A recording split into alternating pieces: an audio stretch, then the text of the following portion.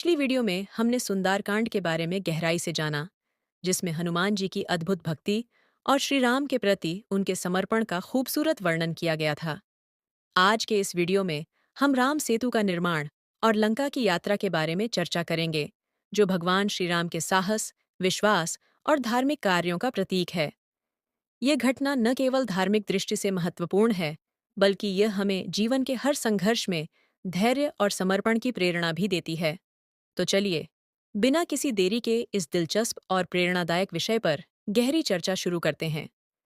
युद्धकांड, जिसे लंका कांड के नाम से भी जाना जाता है, रामायण का सबसे प्रमुख और संवेदनशील भाग है। ये कांड भगवान श्री राम और रावण के बीच धर्म और अधर्म के युद्ध को दर्शाता है।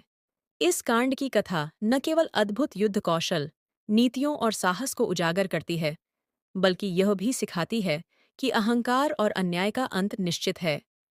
लंका कांड की कथा में श्री राम की सेना और रावण के राक्षसों के बीच हुए महायुद्ध, विभीषण के महत्व, सीता जी की अग्नि परीक्षा और अंततः धर्म की विजय का विस्तृत वर्णन मिलता है। राम सेतु का निर्माण और लंका की यात्रा रामायण का एक अत्यंत प्रेरणादायक और चमत्कारी प्रसंग है, जो भगवान श्री राम की भक्ति, वानर सेना के अदम्य साहस और सामूहिक प्रयासों की शक्ति को दर्शाता है।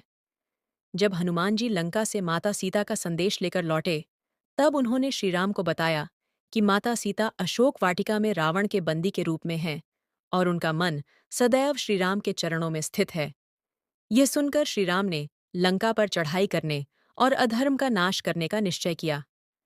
लंका पहुंचने के लिए समुद्र पार करना सबसे बड़ी चुनौती थी। श्री राम ने समुद्र देवता से रास्ता देने की प्रार्थना की, लेकिन जब उन्होंने कोई प्रतिक्रिया नहीं दी, तो श्री राम ने अपने धनुष से समुद्र को सुखाने की तैयारी की। समुद्र देवता ने प्रकट होकर क्षमा मांगी और बताया कि नल और नील, जो वानर सेना के महान योद्धा थे, में वह शक्ति है कि वे समुद्र पर पुल बना सकते हैं। वानर सेना ने नल और नील के नेतृत्व में राम सेतु का निर्माण आरंभ किया। विशाल पत्थरों को समुद्र में डाला गया, जिन पर श्री राम का नाम अंकित था। ये राम सेतु केवल एक भौतिक पुल नहीं था, ये विश्वास, भक्ति और धर्म का प्रतीक था। वानर सेना ने अद्भुत परिश्रम और समर्पण से इस पुल का निर्माण किया, जो समुद्र के विशाल और अथाह जल को पार करने का माध्यम बना। इस दौरान वानर योद्धाओं ने अपनी अद्वितीय एकता और साहस का प्रदर्शन किया। जब पुल बनकर तैयार हुआ, तो श्री राम, लक्ष्मण और वानर सेना लंका की ओर प्रस्थान कर गए। यह यात्रा अत्यंत उत्साहजनक थी, क्योंकि यह धर्म की विजय के लिए थी। समुद्र पर यह पुल मानव प्रयास और दिव्य कृपा का अद्वितीय संगम था। राम सेतु आज भी समर्पण, विश्वास और भगवान श्री राम की महिमा का प्रतीक है। युद्ध की तैयारी और विभीषण का पक्ष परिवर्तन रामायण के लंका कांड में एक महत्वपूर्ण मोड़ है, जो रावण और श्री राम के बीच होने वाले महायुद्ध के आरंभ से जुड़ा हुआ है। जब श्री राम ने सीता माता को रावण से मुक्त कराने का निश्चय किया, तो उन्होंने लंका पर आक्रमण की योजना बनाई। श्री राम की सेना में वानर, भालू और अन्य प्राणियों का समूह था, जो युद्ध में उनका साथ देने के लिए तैयार था। सेना के पास हर प्रकार के युद्ध कौशल और रणनीतियां थीं। श्री राम ने विभीषण को अपने साथ रखने का निर्णय लिया, जो रावण के छोटे भाई थे। विभीषण का जीवन धर्म, सत्य और न्याय की ओर झुका हुआ था, और उनका दिल रावण के अत्याचारों के खिलाफ था। रावण ने विभीषण को बार बार समझाया कि वह हमेशा उसका साथ दें, लेकिन विभीषण ने देखा कि रावण अपनी महत्वाकांक्षा और अहंकार में अंधा हो चुका था और वह अधर्म के रास्ते पर चल रहा था। विभीषण ने रावण को कई बार धर्म की ओर लौटने की सलाह दी, लेकिन रावण ने न केवल उसकी बातों को अनसुना किया, बल्कि उसे अपमानित भी किया। अंततः विभीषण ने अपने स्वभाव के अनुसार धर्म की रक्षा के लिए रावण से अलग होने का निर्णय लिया। विभीषण ने श्रीराम की शरण ली और उन्हें अपना समर्थन दिया। श्रीराम ने उनका स्वागत किया और उन्हें गले लगाते हुए कहा कि अब वह लंका के भविष्य के राजा होंगे। श्रीराम ने विभीषण की सच्चाई और निष्ठा को सराहा और उन्हें अपने परम सहयोगी के रूप में स्वीकार किया। विभीषण का पक्ष परिवर्तन न केवल एक व्यक्तिगत निर्णय था, बल्कि यह एक महान धार्मिक और नैतिक निर्णय था, जो इस बात को दर्शाता है कि अधर्म और असत्य का साथ देना किसी भी परिस्थिति में उचित नहीं होता। विभीषण का श्रीराम के पक्ष में आना इस युद्ध में धर्म की विजय का प्रतीक बन गया, और यह घटना यह सिखाती है कि सत्य और धर्म के मार्ग पर चलने वाला व्यक्ति कभी भी पराजित नहीं होता।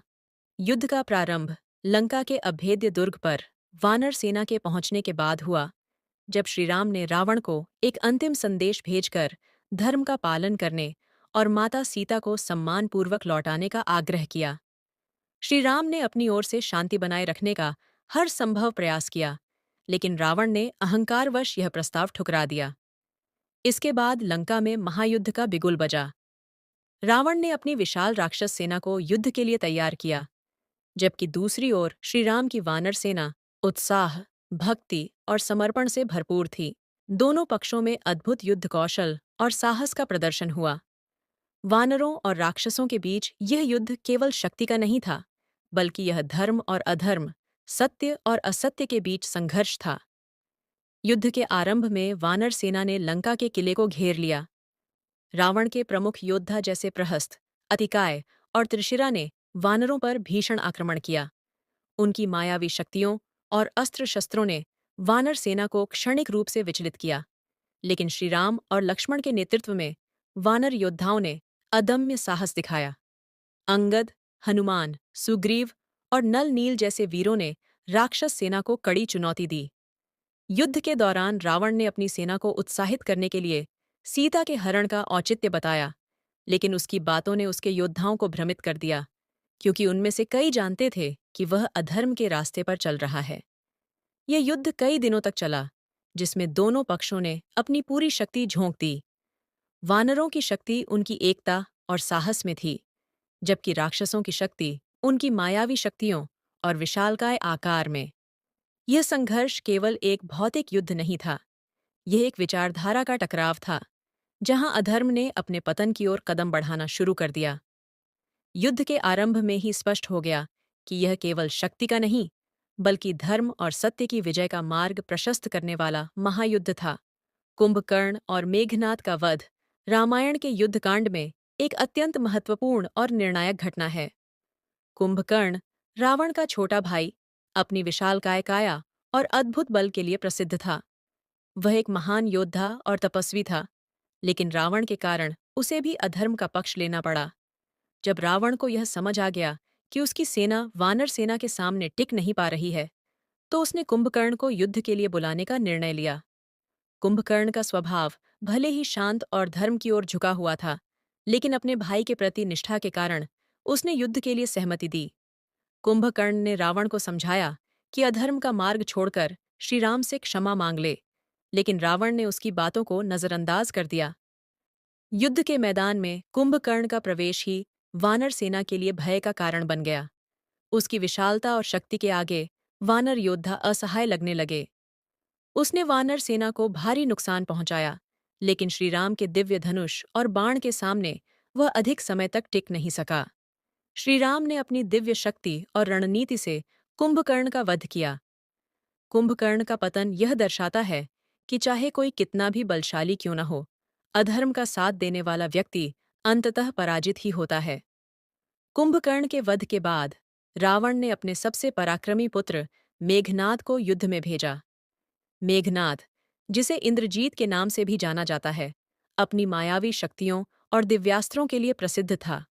उसने इंद्र को हराकर अपना नाम इंद्रजीत रखा था। मेघनाद ने युद्ध में प्रवेश करते ही वानर सेना पर घातक प्रहार किए और अपने मायावी कौशल से उन्हें भ्रमित कर दिया। उसने लक्ष्मण पर शक्तिबाण का प्रयोग किया, जिससे लक्ष्मण मूर्छित हो गए। वानर सेना में हाहाकार मच गया, लेकिन हनुमान जी ने संजीवनी बूटी लाकर लक्ष्मण को पुनः जीवित किया। इसके बाद लक्ष्मण ने मेघनाद से द्वंद्व युद्ध किया।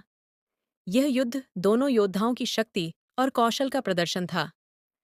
मेघनाद ने अपनी माया से लक्ष्मण को हराने की भरपूर कोशिश की, लेकिन लक्ष्मण ने अपनी धैर्य, वीरता और भगवान श्रीराम की कृपा से मेघनाद का वध किया। मेघनाद का वध रावण के लिए एक बड़ा झटका था, क्योंकि वह उसका सबसे योग्य और शक्तिशाली पुत्र था। यह घटना यह सिद्ध करती है कि माया और अधर्म कितने भी बलशाली क्यों न हों, वे धर्म और सत्य के सामने टिक नहीं सकते। कुंभकर्ण और मेघनाद के वध ने युद्ध का रुख पूरी तरह बदल दिया और रावण के पतन को सुनिश्चित कर दिया। रावण और श्रीराम का युद्ध रामायण का सबसे निर्णायक और भावनात्मक अध्याय है, जो धर्म और अधर्म, सत्य और असत्य के बीच अंतिम संघर्ष को प्रस्तुत करता है। जब रावण ने देखा कि उसके सारे योद्धा, यहाँ तक कि उसका भाई कुंभकर्ण और पुत्र मेघनाद भी युद्ध में मारे जा चुके हैं, तो उसने स्वयं युद्ध भूमि में उतरने का निश्चय किया। रावण को अपनी शक्ति, ज्ञान और अमरता पर घमंड था। उसे विश्वास था कि कोई भी उसे पराजित नहीं कर सकता। रावण ने युद्ध में अपने मायावी कौशल, दिव्य अस्त्र शस्त्र और अद्वितीय युद्ध कला का प्रदर्शन किया। जैसे ही रावण युद्ध में आया, उसकी उपस्थिति से वानर सेना में भय का माहौल बन गया।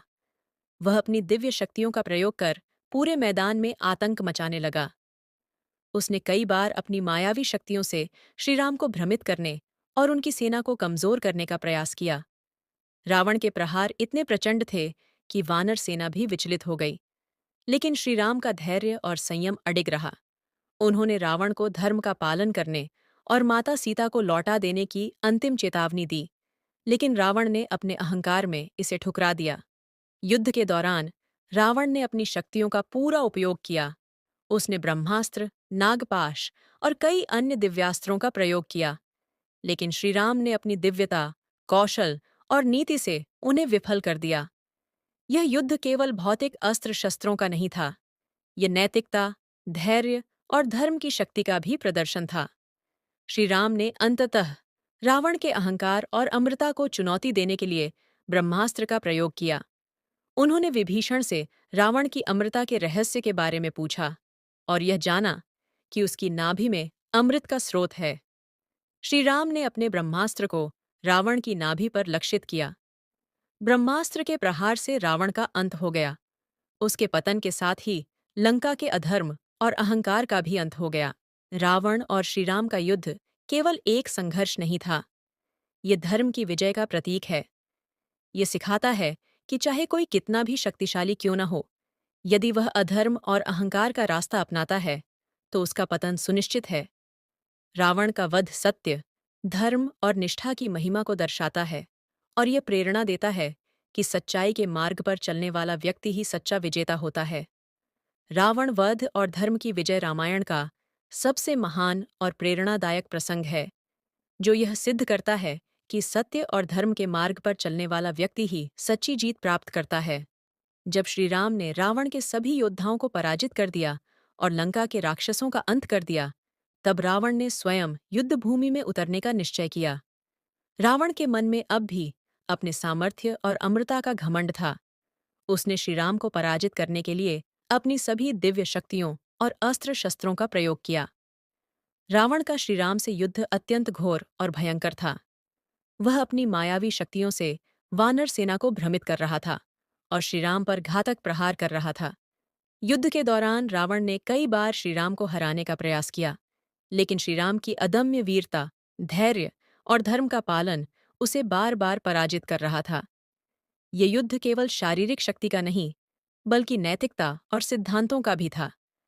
श्रीराम ने विभीषण से रावण की अमरता का रहस्य जाना, जो उसकी नाभि में स्थित था। विभीषण ने बताया कि रावण को पराजित करने के लिए उसकी नाभि पर प्रहार करना आवश्यक है। श्रीराम ने अपने दिव्य ब्रह्मास्त्र का उपयोग किया और रावण की नाभि पर निशाना साधा। जैसे ही ब्रह्मास्त्र रावण की नाभि को भेदता है, रावण का अंत हो जाता है। यह क्षण केवल एक योद्धा की हार नहीं थी, यह अधर्म, अहंकार और अन्याय के पतन का प्रतीक था। रावण वध के साथ ही धर्म की विजय हुई। यह विजय केवल श्रीराम की नहीं थी, बल्कि संपूर्ण मानवता की थी। यह दिखाता है कि कोई भी व्यक्ति कितना भी शक्तिशाली क्यों न हो, अगर वह अधर्म और अहंकार के मार्ग पर चलता है, तो उसका पतन निश्चित है। रावण वध के बाद श्रीराम ने रावण के प्रति अपने शत्रुता के भाव को त्याग कर उसे एक महान विद्वान और शिव भक्त के रूप में सम्मान दिया। ये श्रीराम के चरित्र की महानता को दर्शाता है कि वह हर जीव में अच्छाई देखते हैं, चाहे वह उनका सबसे बड़ा शत्रु ही क्यों न हो। रावण वध और धर्म की विजय हमें यह सिखाती है कि धर्म, सत्य और न्याय की सदा विजय होती है। यह प्रसंग हर युग में प्रासंगिक है और हमें अपने जीवन में सही मार्ग पर चलने की प्रेरणा देता है। धर्म की इस विजय ने यह सिद्ध कर दिया कि सत्य के मार्ग पर चलने वाला व्यक्ति कठिनाइयों का सामना तो कर सकता है, लेकिन अंत में विजयी अवश्य होता है। सीता की अग्निपरीक्षा रामायण के युद्धकांड का वह प्रसंग है जो न केवल नारी के आत्मसम्मान, धैर्य और पवित्रता का प्रतीक है, बल्कि समाज की मानसिकता और मर्यादा के गहरे प्रश्न भी उठाता है। जब रावण का वध हो गया और लंका में धर्म की विजय हुई, तब श्री राम ने माता सीता को मुक्त करने के लिए संदेश भेजा। माता सीता, जो अशोक वाटिका में रावण की कैद में थीं, श्री राम की विजय का समाचार सुनकर आनंदित हो गईं। उन्हें विश्वास था कि अब उनका पुनर्मिलन होगा, लेकिन जब श्री राम और सीता का सामना हुआ, तो प्रसंग ने एक अलग ही मोड़ लिया। श्री राम ने माता सीता से कहा कि उन्होंने रावण का वध धर्म और मर्यादा की रक्षा के लिए किया है, न कि व्यक्तिगत स्वार्थ या पत्नी को वापस पाने के लिए। उन्होंने सीता को यह भी कहा कि रावण के कैद में रहने के कारण उनकी पवित्रता पर प्रश्न उठ सकते हैं। यह सुनकर माता सीता अत्यंत आहत हुईं। उन्होंने अपने जीवन और चरित्र की पवित्रता पर श्री राम के संदेह को दूर करने का निश्चय किया। माता सीता ने अग्नि देवता को साक्षी मानकर अपनी पवित्रता प्रमाणित करने की ठानी। उन्होंने अग्नि में प्रवेश करने का निर्णय लिया और कहा कि यदि वे पवित्र हैं, तो अग्नि देवता उनकी रक्षा करेंगे।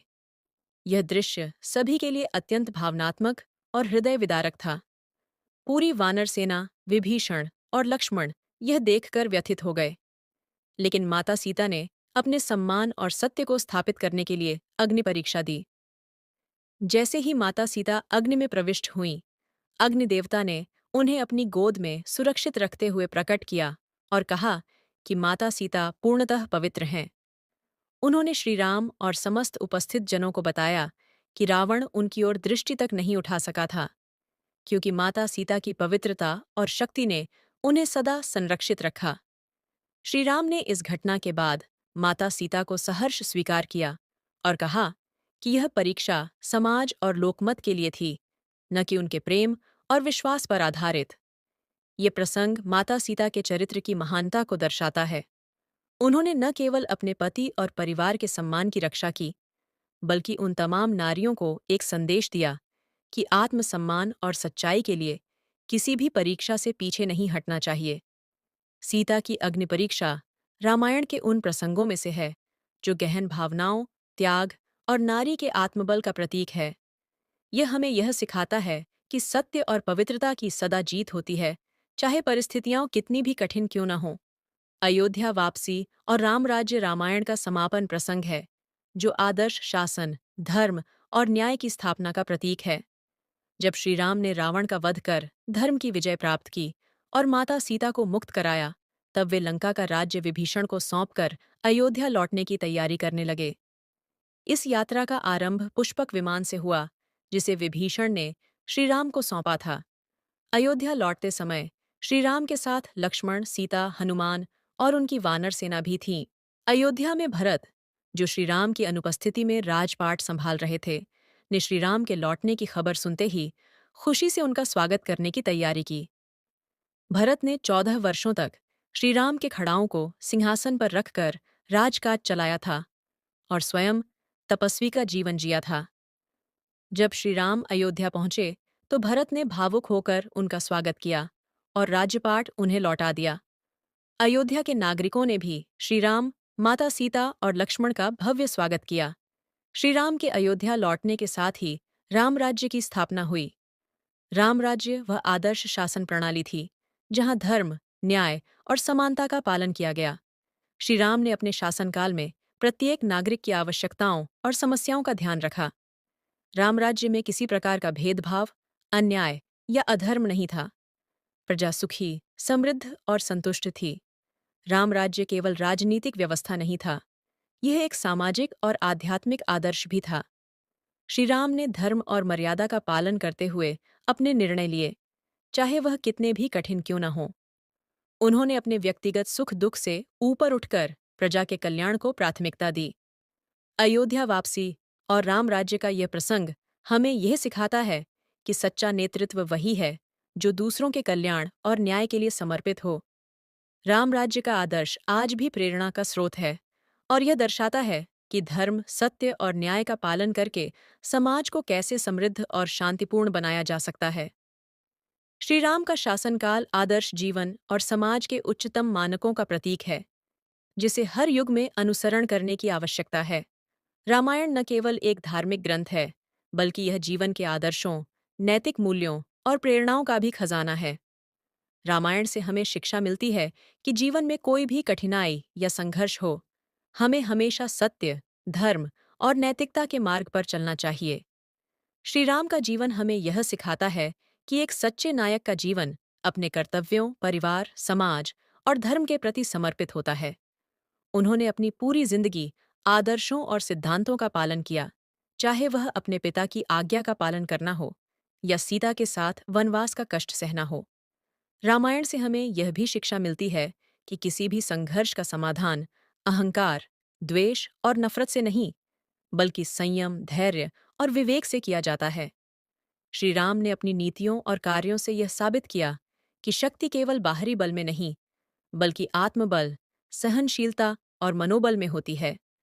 उनका जीवन एक उदाहरण है कि किस प्रकार आत्मविश्वास, समर्पण और भक्ति से हम किसी भी चुनौती का सामना कर सकते हैं।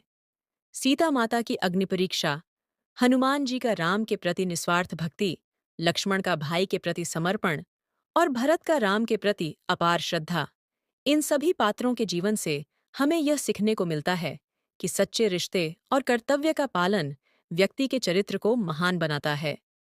वे यह भी दिखाते हैं कि किसी भी स्थिति में सत्य और धर्म का पालन करने से आत्मिक संतोष और सफलता प्राप्त होती है। रामायण का संदेश यह है कि जीवन में चाहे कितनी भी कठिनाइयां आएं, यदि हम अपने कर्मों में ईमानदारी और सत्यनिष्ठा बनाए रखें, तो हम जीवन की सच्ची सफलता प्राप्त कर सकते हैं। श्री राम का जीवन आदर्श भक्ति, समर्पण और शुद्धता का प्रतीक है, जो हमें हर क्षेत्र में अपने कर्तव्यों को पूरी निष्ठा से निभाने की प्रेरणा देता है। रामायण का संदेश यह भी है कि हमें अपने सिद्धांतों से कभी समझौता नहीं करना चाहिए, क्योंकि अंत में वही सत्य और धर्म की विजय होती है। राम सेतु का निर्माण और लंका की यात्रा का प्रसंग रामायण में एक महत्वपूर्ण और ऐतिहासिक घटना है, जो भगवान श्री राम के अद्वितीय साहस, समर्पण और धार्मिक कार्यों का प्रतीक है। यह घटना न केवल धार्मिक दृष्टि से महत्वपूर्ण है, बल्कि यह दर्शाती है कि जब कोई उद्देश्य पवित्र और सत्य होता है, तो हर कठिनाई और चुनौती को पार कर उस उद्देश्य की प्राप्ति होती है। राम सेतु का निर्माण, जिसे आज अद्भुत सेतु या राम सेतु कहा जाता है, भगवान श्री राम और उनके वानर सेना द्वारा समुद्र को पार करने के लिए किया गया था, ताकि वे सीता माता को रावण के बंदीगृह से मुक्त कर सकें। इस निर्माण ने भगवान श्री राम के महान कार्य को सिद्ध किया और यह उनके जीवन की एक प्रमुख घटना बन गई। राम सेतु का निर्माण केवल एक भौतिक संरचना नहीं था, बल्कि यह भगवान श्री राम के सिद्धांतों, निष्ठा और विश्वसनीयता का प्रतीक था। राम सेतु के माध्यम से भगवान श्री राम ने यह दिखाया कि जब ईश्वर का उद्देश्य स्पष्ट होता है, तो हर साधन उपलब्ध हो जाता है, चाहे वह कितनी भी असंभव सी स्थिति क्यों न हो। इस सेतु का निर्माण यह सिद्ध करता है कि सत्य, धर्म और उद्देश्य की राह पर चलने वालों को किसी भी प्रकार की भौतिक या मानसिक बाधाओं का सामना नहीं करना पड़ता और अंततः वे अपनी मंजिल तक पहुंचते हैं। लंका की यात्रा, जो श्री राम और उनकी सेना द्वारा रावण के खिलाफ की गई, एक महत्वपूर्ण मोड़ थी। यह यात्रा न केवल युद्ध के लिए थी, बल्कि यह सत्य और धर्म की विजय की भी यात्रा थी। श्री राम की लंका यात्रा ने यह प्रमाणित किया कि जब तक कोई व्यक्ति धर्म के मार्ग पर चलता है, वह किसी भी कठिनाई या संकट का सामना कर सकता है और अंततः वह अपनी सही मंजिल पर पहुंचता है। श्री राम का लक्ष्य सीता माता को रावण के बंदीगृह से मुक्त करना था, और इस यात्रा ने यह दिखाया कि ईश्वर का उद्देश्य शुद्ध और पवित्र होता है और उसे प्राप्त करने के लिए कोई भी बलिदान या संघर्ष किया जा सकता है। निष्कर्षतः, राम सेतु का निर्माण और लंका की यात्रा रामायण की घटनाओं का एक महत्वपूर्ण हिस्सा है, जो हमें यह सिखाते हैं कि सत्य, धर्म और उद्देश्य की राह पर चलने वाले व्यक्ति को किसी भी संघर्ष का सामना करने के बाद अंततः विजय प्राप्त होती है। यह प्रसंग यह संदेश देता है कि भगवान के साथ सच्ची निष्ठा और समर्पण से किसी भी असंभव कार्य को संभव बनाया जा सकता है। राम सेतु का निर्माण न केवल एक भौतिक सफलता था, बल्कि यह श्री राम के सिद्धांतों और मार्गदर्शन के आधार पर संपूर्ण मानवता को एक सशक्त और प्रेरणादायक संदेश देता है। आशा है कि आपको आज का वीडियो राम सेतु का निर्माण और लंका की यात्रा बहुत प्रेरणादायक और ज्ञानवर्धक लगा होगा।